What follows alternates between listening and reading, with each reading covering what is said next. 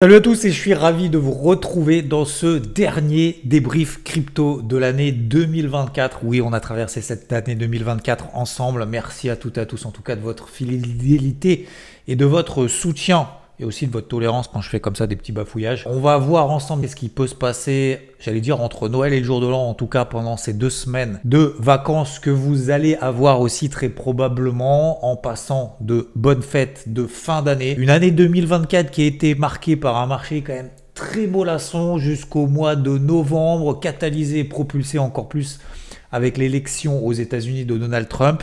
Aujourd'hui, le marché est en pause. On va voir ensemble que c'est pas si grave que ça. Oui, le marché effectivement peut consolider. Est-ce que c'est la fin de la alt season avec un Bitcoin qui redonne encore un petit peu d'élan, notamment à sa dominance par rapport à l'ensemble du marché? On va voir bien évidemment tout cela ensemble. N'oubliez pas de vous abonner si tel n'est pas déjà le cas sur cette chaîne. Et je vous propose également, en fin de vidéo, on va voir les différentes choses à faire justement pendant peut-être ces 2 semaines où on sera un petit peu plus loin des marchés. En tout cas, je vais vous dire, moi, comment est-ce que je vais gérer ça. C'est parti. Alors, concernant la partie weekly, on part toujours sur des unités de temps longues pour prendre un petit peu de recul, notamment sur ce que j'appelle cette poche long terme. On a un portefeuille, soit on fait du long terme, soit on fait du court terme. Je pense qu'on peut faire les deux. Toujours pareil, hein, pas dans les extrêmes. On a un curseur qui navigue entre l'un et l'autre. Hein. Ça peut être 50-50, hein, 50% de gestion active, 50% de long terme. Ou alors on a juste son curseur en fonction bien évidemment de ce qu'on souhaite faire et également aussi de son capital, parce que ça dépend aussi, si on n'a pas beaucoup de capital, on ne peut pas non plus tout faire dans tous les sens. Ce qui est quand même le plus important, c'est pas parce qu'on traite plus que forcément on va gagner plus. Donc attention à ça. Alors en weekly, on est donc sur des données hebdomadaires, une bougie égale une semaine. Pour le moment, tout va bien. Je regarde ici le Bitcoin, toujours dans des tendances haussières. Même si le Bitcoin devait se replier de 10, 15, même 20%, on serait toujours dans une tendance haussière long terme. Ça a été le cas en 2024, même si on était dans une phase de range. Le marché se souvient de la tendance précédente, de la tendance primaire. On a latéralisé pendant 6 mois, 7 mois, et puis finalement on en est sorti par le haut de manière complètement logique et légitime vis-à-vis justement de cette tendance qui reste toujours positive. Donc vous voyez ici en weekly, hein, il y a encore de la place bien évidemment. On est dans des niveaux de prix qui n'ont jamais été atteints dans le passé, en la définition même d'ATH. Pourquoi pas 200 000, 290 000. Je laisse bien évidemment le loisir et le plaisir à ceux qui veulent deviner où s'arrêtera la hausse du Bitcoin. Je ne suis pas certain que ce soit d'ailleurs une bonne idée que d'essayer de la deviner puisque personne ne le sait. Donc aujourd'hui, si on regarde aussi par exemple l'Ether, qui est plus faible donc, que le Bitcoin, hein, et on le voit très largement. On n'a pas fait de nouveaux records historiques.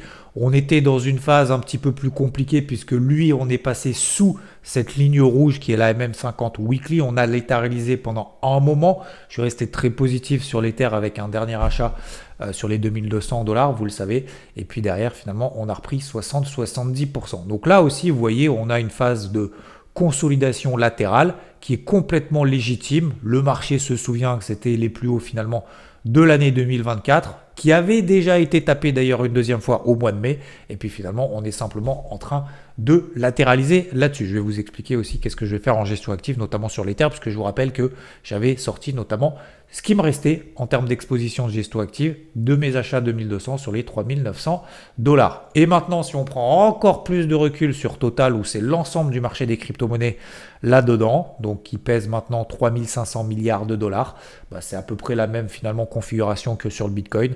Au-dessus de la MM50, la MM20, ici weekly, d'accord? Donc vous voyez, même si on devait faire un pullback sur le précédent haut du range, 25% de baisse, même 25% de baisse, on serait toujours finalement dans une dynamique haussière et ce serait même d'ailleurs une très bonne opportunité de rentrer sur le marché. Total 3, on enlève Bitcoin, on enlève Ether et ça nous donne ici, vous voyez, cette latéralisation pile poil sur les plus hauts historiques de Total 3 de novembre 2021. Ça fait 2 semaines qu'on est en train ici de végéter. Vous voyez qu'on a fait quand même des petites mèches basses, qui est quand même assez positif, puisque même si on a des spikes, des liquidations, finalement le marché tient toujours, même si on a la sensation que c'est un peu en lévitation. Et là, vous voyez, au-dessus de la MM20, la MM50 weekly, même si on a un repli ici 30%, Alors ça paraît énorme en disant oulala, le marché il baisse de 30%. Bah, c'est tout à fait possible. Quand vous avez un marché qui fait x2, on peut perdre effectivement 10, 15, 20, 30%. C'est normal et c'est proportionnel. Hein. Le risque et les phases de baisse sont tout à fait proportionnelles aux phases de hausse. On ne peut pas avoir du x2, x3 sans avoir des replis tout aussi énormes finalement et qui sont un peu démesurés par rapport à notre habitude sur les marchés traditionnels si tel devait être le cas. En tout cas, aujourd'hui, en weekly, la situation n'a pas changé, c'est toujours positif. Phase de consolidation latérale, tout va bien, Madame la Marquise, jusqu'à présent. Deuxième chose, on va voir, avant de voir sur du court terme, notamment ces notions de liquidation. Les liquidations, on voit finalement, on a eu une grosse séance de liquidation, c'était le 9 décembre, une panique globale, on a eu 1,5 milliard de dollars de positions liquidées à l'achat, dû à l'effet de levier. Vous voyez que depuis, c'est en train de se calmer, donc j'ai l'impression qu'effectivement, cette grosse journée de liquidation a calmé quand même pas mal de monde. Les gros spillers, finalement, vous voyez que maintenant, il y a beaucoup moins de liquidation. Alors peut-être aussi parce qu'il y a moins de volatilité, et peut-être que ceux qui étaient en mode to the moon, tout va exploser, etc., une fois que le marché et certains alts notamment perdent 10, 15, 20%, forcément derrière c'est démultiplié si on fait de l'effet de levier et derrière on va pas remettre au pot tout de suite. Bref, aujourd'hui on a une certaine accalmie en termes de liquidation, donc ça c'est peut-être pas plus mal pour la suite. Et notamment ces fameux étages, je vous expose toujours qu'il faut construire dans le temps pour solidifier justement cette hausse. La deuxième chose, c'est que en termes de alt season, il y en a beaucoup qui parlent de alt season ou pas. Voilà, simplement à titre de curiosité, parce que je m'en sers pas forcément pour savoir s'il faut que je mette le curseur à fond à l'achat ou à fond à la vente, ou s'il faut que j'allège ou pas certains trucs, mais ça nous donne simplement une vue un peu globale et à 360.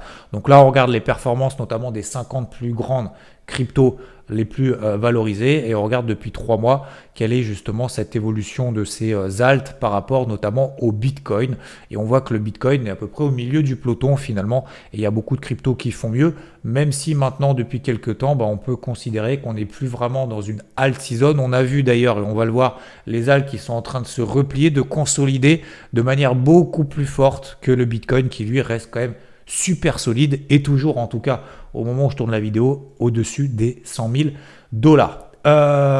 Donc enfin, le dernier point, notamment concernant la gestion active. La gestion active, c'est notamment cette gestion à plus court terme. Donc là, je me mets sur des unités de temps daily. Ça ne sert à rien de se mettre sur des unités de temps beaucoup plus courtes. Il y a suffisamment de volatilité pour ne pas trop zoomer. Vous regardez ici Total 3. Ouais, il y a des mèches un petit peu en haut, un petit peu en bas. Puis dès que ça se replie, dès qu'il y a des forts spikes, derrière, finalement, le marché arrive à se ressaisir. Alors, la difficulté en ce moment, ça va être bien évidemment de savoir si on va sortir par le haut ou pas de cette phase de consolidation latérale. D'un point de vue purement technique, on a plus de chances d'en sortir par le haut que l'inverse, puisque les tendances se prolongent X fois et ne se retournent qu'une seule fois. On a en plus de ça, bien évidemment, au-delà du fait que la tendance soit toujours haussière, on va avoir à un moment donné la MM50 qui va arriver ici en soutien, qui sera un bon point de repère, notamment pour les chartistes. Si on regarde ici sur Total, on voit qu'il n'y a même pas une petite alerte baissière puisqu'on tient cette ligne bleue. C'est même pas la ligne rouge ici, c'est la ligne bleue. C'est la moyenne mobile à 20 jours cette fois, donc beaucoup plus court terme.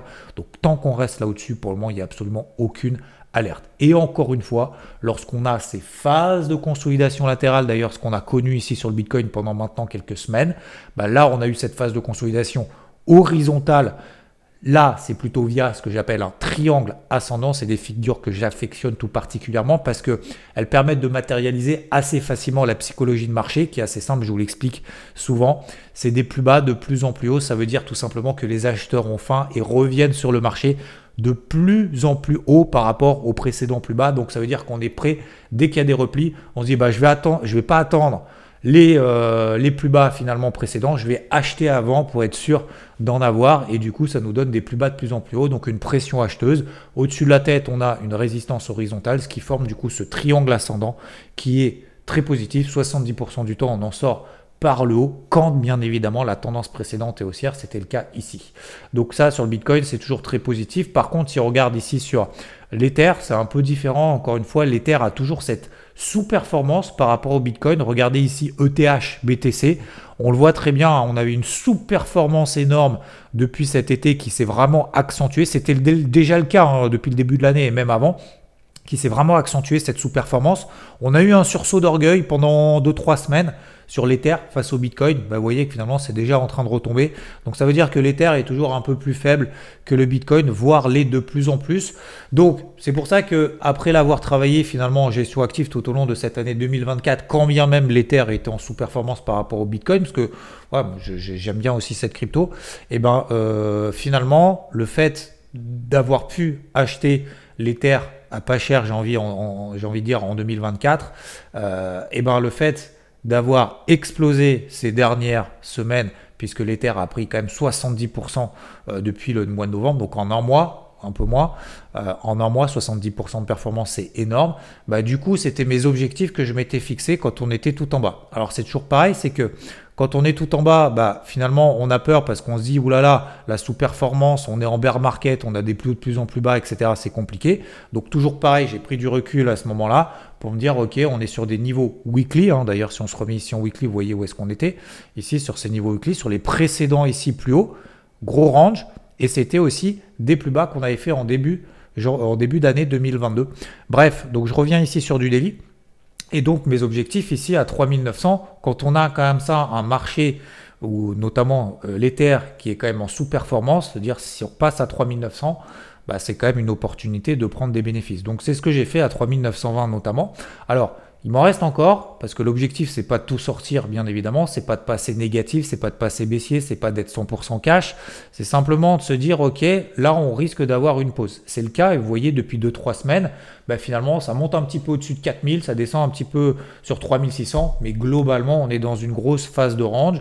Donc, ce que je vais faire, je vais vous expliquer ma stratégie juste après, mais je considère, encore une fois, je pense qu'il faut avoir un minimum de prise de conscience, de prise de recul, c'est ce que je vous expliquais dans les derniers débriefs crypto ici, même d'ailleurs dans les débriefs hebdo le dimanche où je fais un petit point notamment concernant la partie crypto et une petite actualisation en fin de semaine. Je pense qu'il faut avoir un minimum de reconnaissance, voire de gratitude envers le marché et de conscience que des pourcentages comme ça de performance aussi rapides, c'est quand même assez exceptionnel. Et prendre des bénéfices, ça n'a jamais tué quelqu'un, même si on loupe une partie de la hausse, même si on dit j'aurais dû, j'aurais pu, il aurait fallu ne pas sortir au point haut, rentrer au point bas, etc. C'est toujours facile de faire la météo de la veille et c'est très difficile lorsqu'on est toujours dans ce sentiment de frustration perpétuelle sur le marché. Vous savez, la bourse, alors les cryptos encore plus, c'est le temple des regrets en disant si j'aurais dû, si j'avais su, si j'avais pu, mais en fait, ça ne nous sert pas à grand chose au quotidien comme plan d'action à mettre en place aujourd'hui par rapport à ce qui peut se passer demain. Donc aujourd'hui, oui, effectivement, j'ai pris ces bénéfices-là, notamment sur l'Ether. Il m'en reste pour viser des objectifs long terme, donc ça soit notamment les 10 000 $. Après, on passera bien évidemment sur des ATH. Donc pour déterminer le point haut, c'est la même chose que sur Bitcoin. C'est simplement finalement des repères qu'on se met d'un point de vue psychologique. Alors on peut s'aider soit d'un point de vue technique, soit au niveau des valorisations, des capitalisations de certaines cryptos, etc.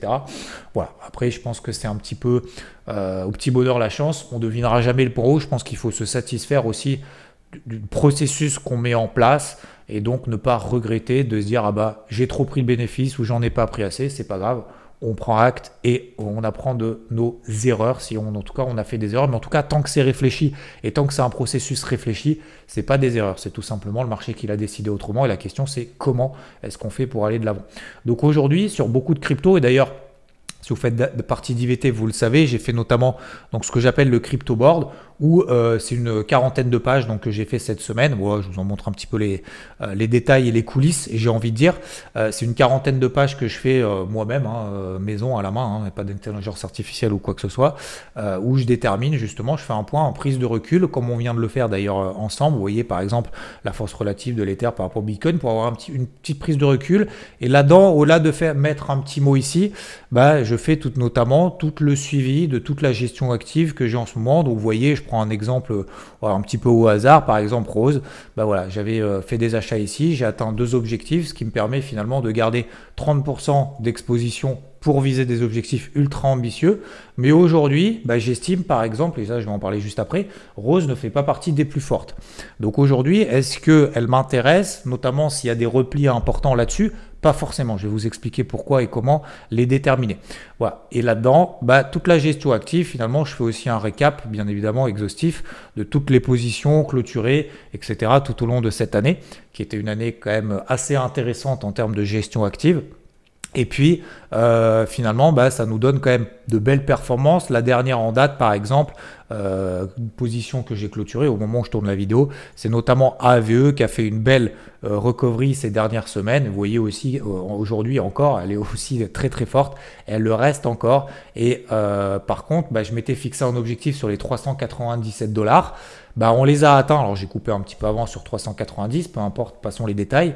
Mais vous voyez, je suis satisfait plutôt de cette position. Prendre plus de 120% en gestion active en 3 semaines, allez, 2 semaines et demie sur une crypto, je trouve ça quand même assez exceptionnel. Et je pense qu'à un moment donné, il faut savoir aussi tourner la page et se dire, ok, je tourne la page, je prends mes bénéfices, le marché normalement devrait souffler un petit peu et ce serait bien pour la suite. Je récupère le cash que j'ai fait travailler, donc j'ai plus de cash en plus à ma disposition. Et le cash que j'ai récupéré, ça va me permettre de garder la main sur mon trading, comme je le dis souvent, et donc de le réallouer exactement où est-ce que je veux sur les cryptos les plus fortes. En fonction de 2 options, soit le marché retombe et effectivement à ce moment-là, je vais rentrer par palier. Donc ça, c'est ce que je vous expliquais juste après. Soit le marché repart et il n'y a pas finalement de consolidation et ça repart tout de suite en mode bull run. Et ça permettra de repayer finalement les cryptos qui sont les plus fortes. Pourquoi?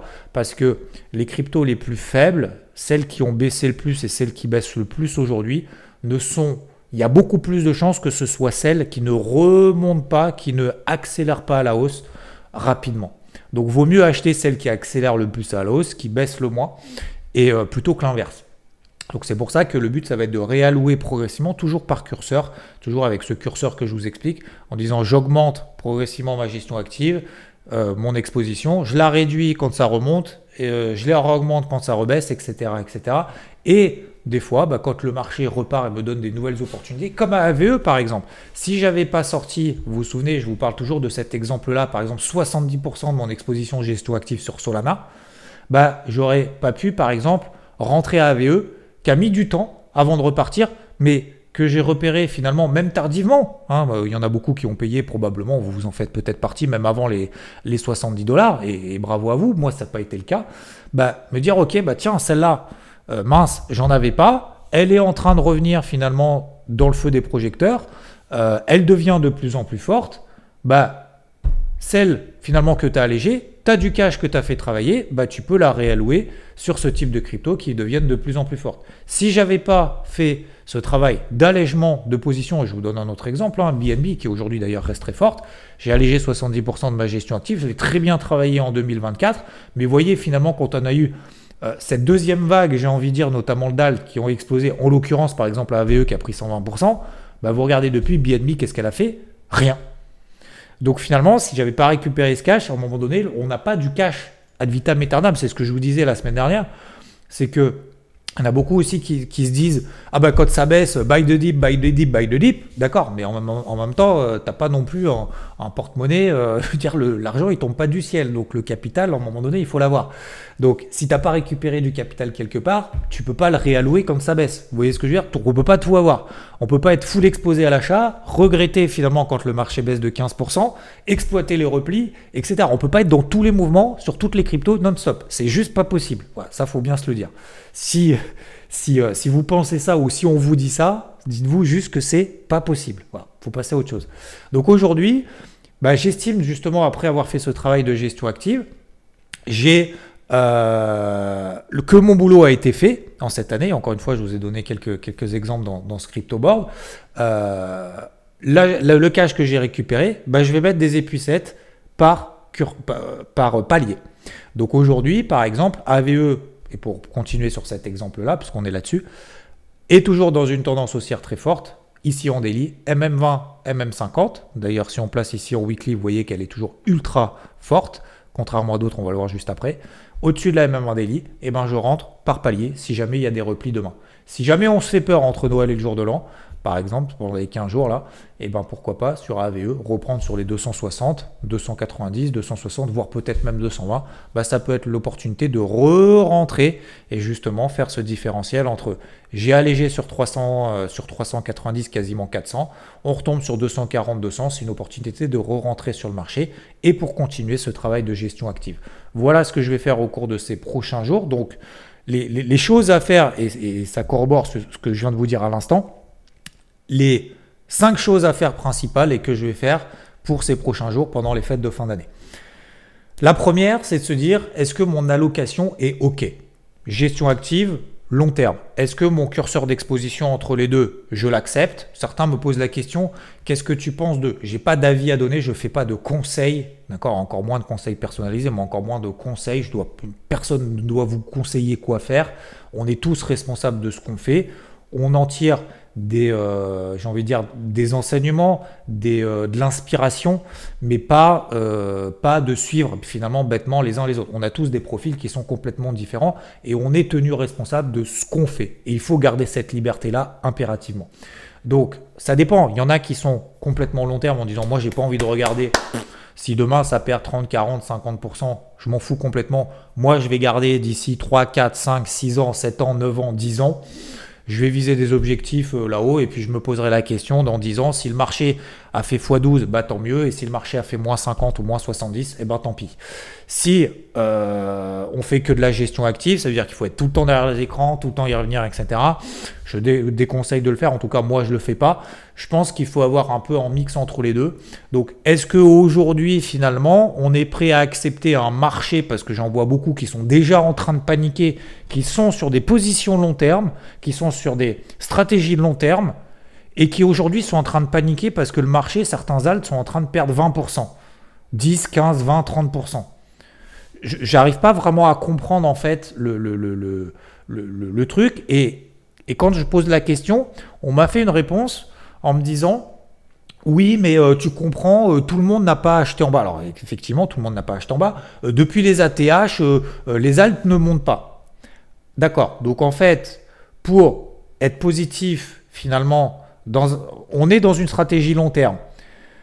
On a acheté les ATH précédents et on se dit ah bah ouais, mais pour le moment en fait ce qui se passe sur le marché c'est complètement nul.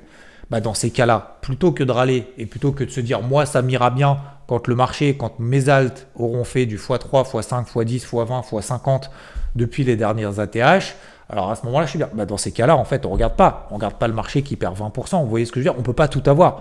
Ou alors il faut tout simplement réallouer un petit peu en gestion active et se dire ok, j'en profite de ce truc là, j'étais peut-être trop exposé long terme en 2024, j'ai pas profité de tous ces va-et-vient qu'on a eu pendant 9 mois, j'en tire des enseignements, des leçons, qu'est-ce que je mets en place comme action?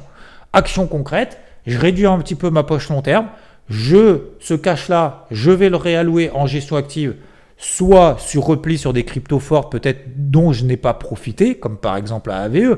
Encore une fois, ce n'est pas un exemple, hein. Je ne dis pas que c'est la meilleure ou c'est celle qu'il faut absolument, c'est simplement parce qu'on est sur cet exemple-là. Ou alors, effectivement, le marché repart et dans ces cas-là, j'ai identifié des fortes, celle-là, celle-là, celle-là, celle-là. Si le marché repart tout de suite, bah, ça me permet de reprendre et de profiter enfin des pumps parce que les alts sur lesquels je suis positionné en long terme ne me permet pas de générer de la performance. Vous voyez ce que je veux dire? Donc ça, c'est la première chose. Est-ce que notre allocation est OK? Deuxième chose, il faut se tenir prêt pendant les fêtes parce que déjà les cryptos ça cote H24 7 jours sur 7, hein, je le rappelle quand même accessoirement. Il faut se préparer maintenant.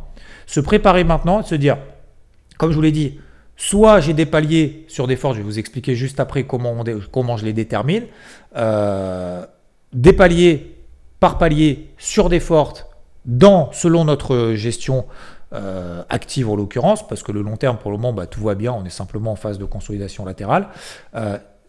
C'est du coup avoir une certaine sérénité entre Noël et le jour de l'an. Ça ne veut pas dire qu'il ne faut pas regarder ces écrans pendant 2 semaines, ça veut dire qu'on n'a pas forcément besoin d'y passer 3-4 heures par jour. Si on y passe 15 minutes, 20 minutes tous les matins, quand on se lève ou après notre café ou pendant notre café, etc., de manière sereine, bon, on va regarder, on va faire le point. Ok, celle-là, elle devient forte, celle-là, moins forte. Celle-là, il se passe, ok, c'est bon, j'ai toujours mes ordres en carnet. Je place mes ordres en carnet en amont sur beaucoup de cryptos, comme je l'ai fait par exemple sur certaines, ce que j'appelle des épuisettes, donc des achats sur repli. Et puis, j'ai des alertes au-dessus de la tête si jamais j'ai des cryptos qui repartent. Encore une fois, je vous donne un exemple concret pour toujours prendre cet exemple-là, Solana, qui est plutôt faible, mais je la trouve plutôt forte justement dans cette phase de marché un peu consolidation latérale. Bah, si on passe au-dessus des 228 $, j'ai mon alerte, je suis averti, je me dis ok, est-ce que le marché est en train de repartir? Ok, le marché repart et en plus elle est forte, elle sonne, j'ai mon signal d'achat, j'y retourne, j'ai mon invalidation simple sous les 207 $. Voilà ce type de travail qu'il faut faire, mais il faut le faire maintenant, il ne faut pas le faire pendant les fêtes. Troisième chose, comment est-ce qu'on détermine les fortes? C'est assez simple, j'utilise moi des moyennes mobiles hebdomadaires. Toutes celles qui sont au-dessus des moyennes mobiles hebdomadaires, qui sont donc haussières, ce sont des cryptos qui sont fortes, donc qui profitent notamment de cette phase de hausse du marché. Alors on était sur Solana. Solana, c'est une crypto forte. Elle a été tout au long de cette année 2024. C'est pour ça que je l'ai bien travaillé en gestion active. Même si elle n'a pas profité de manière aussi forte que d'autres, comme AAVE depuis maintenant un mois, bah elle est quand même toujours très forte. Donc AAVE, bien évidemment, les deux moyennes mobiles à 20 et 50 semaines restent toujours haussières. Bitcoin, MM20, MM50, toujours particulièrement haussière. L'Ether, même s'il est plus faible que le Bitcoin, on est effectivement dans une situation qui est plutôt sympathique. Regardez d'autres, alors sur lesquels je suis positionné, sur lesquels j'ai allégé 70% de mon exposition, par exemple sur Flux. Flux, regardez les moyennes mobiles hebdomadaires. Elles sont comment? Elles sont complètement plates et regardez, on est déjà en train de passer sous la MM50 weekly. Ça veut dire que, est-ce que c'est une crypto forte? Non. Est-ce que ça veut dire que je vais tout bazarder? Non. Ça veut dire simplement que mon exposition, et c'est ce que je vous expliquais tout à l'heure par exemple sur Rose, où j'ai 30% d'exposition et je suis plutôt satisfait de ça, bah, si vous regardez en fait cette crypto-là, bah, vous regardez en weekly, on est quand même dans une tendance neutre depuis fin 2022. Donc ça ne veut pas dire qu'elle ne va pas monter demain, mais ça veut dire que finalement, être moins exposé, curseur moins exposé sur du Rose qui est plus faible que ses copines, eh ben, ça me va particulièrement. Il y a d'autres cryptos, on ne va pas toutes les faire, mais je vous prends par exemple INJ, vous regardez en données hebdomadaires, MM50, MM20, plate, on est en train de déjà revenir sur la MM50 weekly, ça ne veut pas dire que ce n'est pas positif, ça veut dire simplement qu'aujourd'hui, en gestion active, ce n'est pas une crypto forte. Donc celle-là, en gestion active, elle va moins m'intéresser. Pour autant, je suis 100% encore exposé sur INJ, je n'ai même pas allégé pour le moment une partie de mon exposition parce que je ne suis pas très bien rentré finalement sur INJ en 2024. Voilà, je vous dis tout. On n'est pas rentré tous au point bas encore une fois. Ça, c'est une certitude absolue. Et il y a d'autres cryptos qui sont aussi en train de se réveiller, mais qui restent quand même relativement faibles, comme par exemple ETC, vous voyez, moyenne mobile plate, etc., etc. Donc ça, ce travail, il faut le faire en amont. Vous voyez par exemple ici STX, bah, c'est plutôt une crypto qui est forte. MM50, MM20, weekly, haussière, on est au-dessus. On a plutôt un canal ascendant ici depuis fin 2022, début 2023. Crypto plutôt forte. Donc ça là, elle m'intéressera effectivement à conserver, voire même à travailler à l'achat sur repli. Et une fois qu'on a fait ce filtre-là, bah, et c'est ça, c'est le quatrième point que je voulais vous partager, c'est on fait des épuisettes par étage. Donc on ne sait pas où est-ce que le marché va s'arrêter s'il doit consolider encore demain. Est-ce que ça va s'arrêter ici? Est-ce qu'on s'arrêter un peu plus bas, etc. Si vous prenez Total 3, on n'a pas forcément l'information en amont. Personne ne l'a. On fait simplement des hypothèses de travail. Donc sur des épuisettes, moi j'agis toujours sur palier. Voilà. Je ne vais pas tout rentrer à un niveau en me disant bah, l'Ether, tiens, je vais payer à 3500 $, achat, je mets un stop loss, je m'en vais, ça passe tant mieux, ça passe pas tant pis. Non, on ne peut pas deviner ça, on ne peut pas tout acheter en bas, tout vendre en haut. Alors cette année, bah, sur l'Ether, bon, ma dernière épuisette, c'était sur les 2200, hein, c'était quasiment le point bas, mais ça n'a pas été le cas sur toutes les cryptos. Je vous donne l'exemple, encore une fois, sur INJ par exemple, je ne l'ai pas payé du tout sur les 14 $. Je l'ai payé un petit peu plus haute, et voire même beaucoup plus haute. Voilà la quatrième chose. Et puis la cinquième et dernière chose, parce qu'après je suis en train de voir que la vidéo est quand même assez longue, si le marché repart demain, moi, ce que je vais sélectionner, c'est déjà les cryptos les plus fortes. Donc, je vous ai parlé par exemple de Solana qui reste quand même, je trouve, forte dans des phases de consolidation et ce qui a été le cas tout au long de l'année 2024 que j'ai très bien travaillé. Je la remercie d'ailleurs. Et ben, si on a une impulsion effectivement forte de manière globale sur le marché, je vais travailler ce qu'on peut appeler aussi des breakouts haussiers daily. Donc, en gros, c'est assez simple. Par exemple, du Solana, je prends les plus hauts précédents, par exemple une MM20 daily, mais surtout cette mèche-là sur les 230 $. Si on passe au-dessus des 230 $, ça veut dire que le marché ici a très bien réagi. sur cette zone-là. Hop, je vais vous donner, je vais essayer de retrouver mon pinceau. Il est où mon pinceau? Il est là. Ici, ça veut dire que le marché ici a bien réagi, que les acheteurs sont bien présents sur cette zone-là. Et derrière, le marché repart, c'est-à-dire que les vendeurs ont tout vendu. Et donc, si on a ce signal-là, le marché peut repartir ici sur Solana, sur les 250 dans un premier temps, avant de viser plus haut. Et donc, à ce moment-là, une fois que j'ai ce breakout haussier, bah, ça me permet finalement de mettre une invalidation simple sous les pieds. C'est-à-dire qu'une fois qu'on a cassé ce niveau, il faut que derrière, ça parte tout de suite et pas que ça végète comme ça. Sinon, ça va être un peu compliqué et je vais avoir un point d'entrée qui ne va pas être terrible.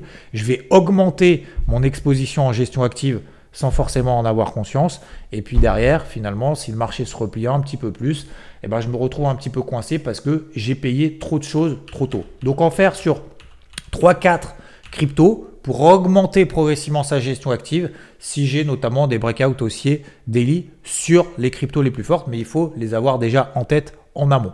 Par exemple, sur du STX, vous voyez, on arrive déjà ici sur une belle zone. Ici, ma zone verte, MM50 daily également. Breakout haussier daily, ça veut dire, alors pour aujourd'hui, un daily, ça veut dire tous les jours, il faut faire ce point-là. Et bien, si demain, on a par exemple STX qui arrive à récupérer cette zone des 2,30 $, pardon, si on arrive à récupérer ça, les acheteurs sont présents et potentiellement, derrière, ça peut repartir tout de suite. Donc, plutôt que de louper la prochaine vague de hausse, parce qu'on se dit il faut absolument que le marché se replie, je vais prier pour que le marché se replie et que j'atteigne justement ces objectifs d'achat, et ben au lieu de faire ça, parce que ça on n'a pas la main là-dessus, on n'a pas le pouvoir là-dessus, on a le pouvoir par exemple, et surtout on a le pouvoir que pour augmenter ou diminuer son exposition en gestion active.